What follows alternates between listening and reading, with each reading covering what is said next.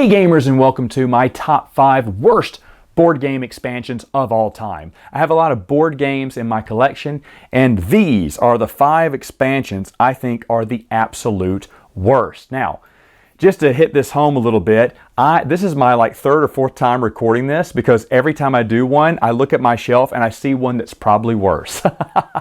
So here we go. Not in any particular order, but I'll just do one because it did say top 5. So number 5 would be Can't Stop Rolling Down the Highway.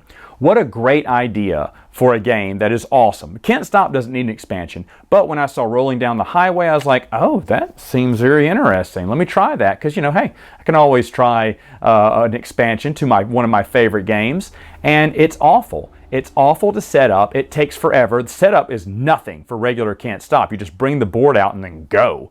And now you have this very long, tedious setup. You're taking all these little cardboard tiles and you put them on any square and you're flipping them over and you're having to look at the rule book all the time because you don't know what each one of them mean, and it really bogs down the game and doesn't make it that fun. They took an expansion they took a game, which is excellent. It's an excellent game. Everyone should get a copy of Can't Stop. Great push your luck game. However, don't bother with the expansion. I played it a couple of times like, oh, this is neat. And then as we kept playing, I was like, no, this is more cumbersome. It takes forever. It slows down the game. Everything you love about it is kind of sucked out of the game. So it's not very good. Can't Stop Rolling Down the Highway. My number 5.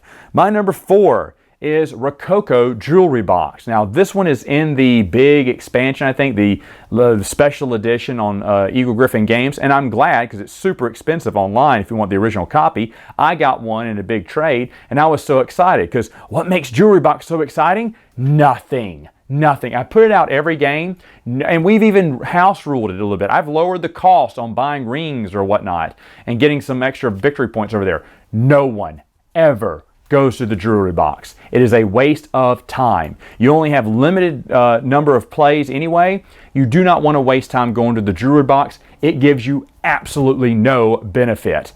It's actually just, if you just want to throw a card away and you got nothing better to do, it's just, I can't believe how awful that expansion is and how people were offering at one time a couple $100 for that expansion. No, I wouldn't let someone pay me money to get a copy. Well, maybe I would because I need money. But anyway, number 4, worst one ever. All right, so what about number 3?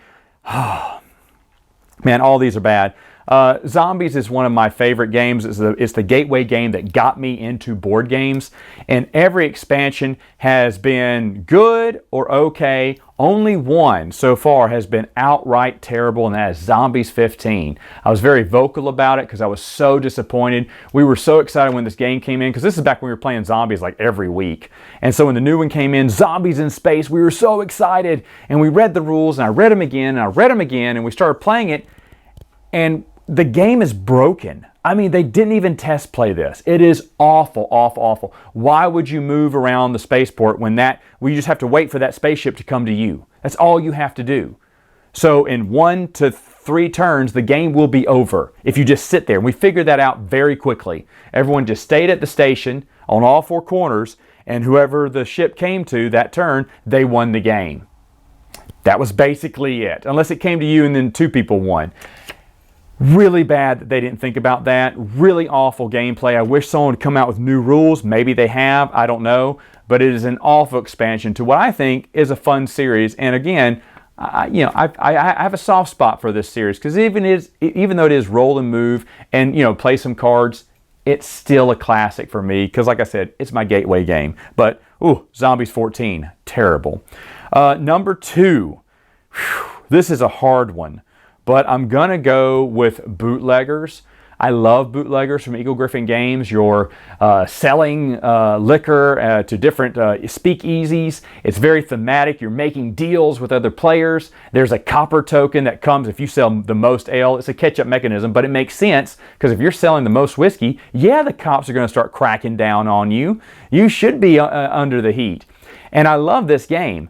Boy, the expansion, Casinos or Boardwalk, is horrible, horrible, terrible rules. You buy a casino, you spend most of your money buying a casino, and then you're out of the game completely. You just got to wait and hope people will come to your casino, and they won't. They won't, because they don't want to give you money. It's a very vindictive game. No one is friends. No one is friends here.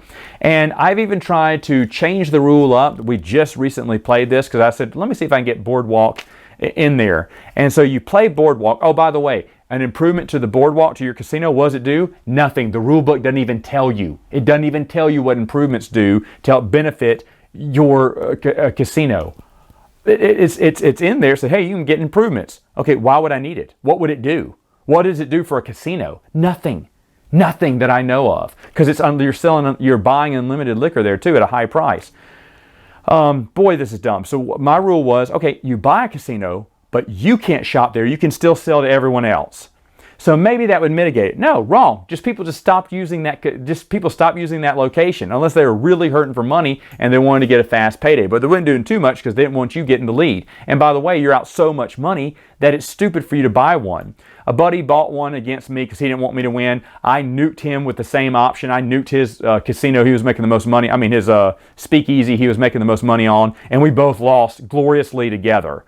While the other two, it was just a foot race for number 1 and number 2. If you buy a casino, if you play with the expansion and you utilize the expansion, you will lose every time, guaranteed. What a terrible expansion. What a terrible expansion. But it's not the worst. Folks, I think you know what the worst is. I reviewed this one late last year. One of my favorite games of all time. Grand Austria Hotel Let's Dance. I mean, I kickstarted this game. I was excited when it came in, and as we kept playing it, no one liked any of the expansions. There's one that I thought was okay. The new gameplay method is okay, but boy, for the most part, you can ignore everything in there. And I like the idea. I like the idea of champagne. It's so hard to get. It's so hard to get dancers in there. I'm going to try to mitigate some of the rules to make it easier because it's one of my favorite games. I want this game to work, but Let's Dance is awful. I would never suggest it to anyone who loves Grand Austria Hotel because I just think they just made the game less fun. It's more finicky. It's clunky when you play with the expansion, and it adds double the time. Double the time if you're depending on what expansions you're playing. And then some of the expansions no one even cares about. The special guests, no one cares about them. You can only use their power when you have them. I even said, hey, you can use their power later on a round of your choice, and still no one got them because they're pointless. This totally bogus. Anyway, those are the top 5 worst board game expansions in my collection. Hey, let me know in the comments below what to you is the worst board game expansions of all time. I'd love to know, and I'll talk to you next time.